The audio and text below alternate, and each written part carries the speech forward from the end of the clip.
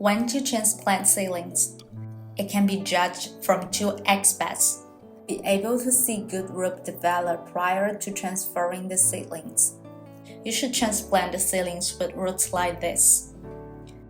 At least the first or second set of true leaves appears and grow to 4 or 5 centimeters long. You need to know that the very first ones up are not true leaves, they are cotyledons.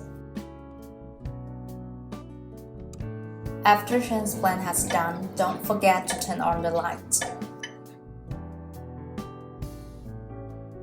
If the plants are overcrowding, they are fighting for room in a small net pot, depriving each other of nutrient, water, or sunlight. You better thinning out.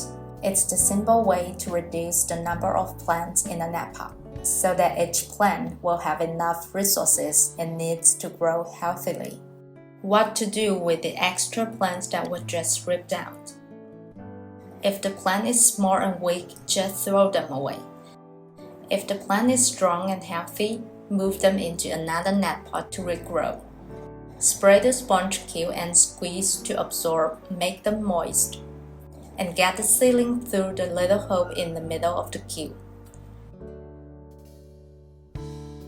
Make sure the root is come out of the cube. And slot the cube into the net pot. Make sure the cube gets in touch well with the bottom.